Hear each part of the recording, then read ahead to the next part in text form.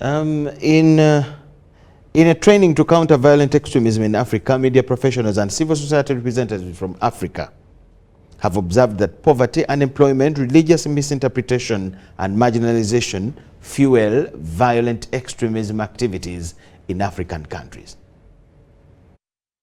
IGAD Center of Excellence for Preventing and Countering Violent Extremism has trained media professionals and civil society representatives from African countries on strategic communication to counter violent extremism.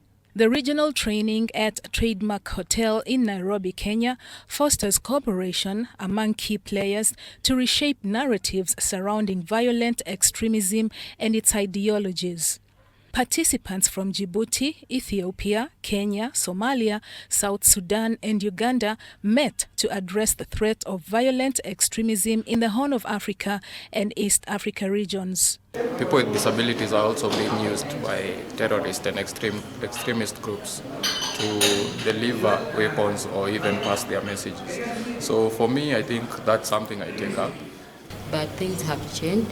They can also use social media platforms to influence their narrative also and to promote their agenda. Countering violent extremism is not a one-person issue. It is a collective effort. So how does this collaborative platform strengthen efforts to combat extremist ideologies? We want to particularly the media to understand the challenges and the good work that the CSOs are working.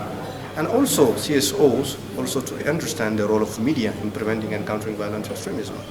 From that, we want to create a strong network where there is a strong collaboration in PCV issues, because this particular issue of violent extremism require a collective approach, a collective response. In the meantime, participants explored critical topics on threat analysis, counter-narrative development, and audience engagement strategies.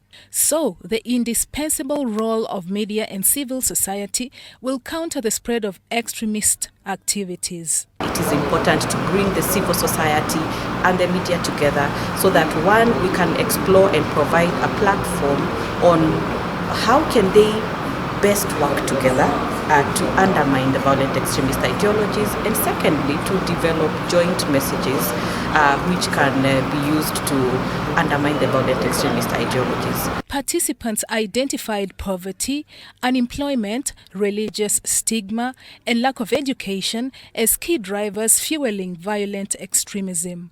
They also grasped extremist ideologies and had insight into effective channels for engaging communities at risk. One thing I'm taking away from this workshop is that extremism has no religion. All of us have to work together and call for peace and make sure that the young people really have better options instead of going to promote this violent extremism in the region. As the media, we have a different version of what the society outside there is expecting from us. So, to the experts, a united front of media and civil society in sensitizing local communities will mitigate the risk of radicalization and create a lasting peace and resilience.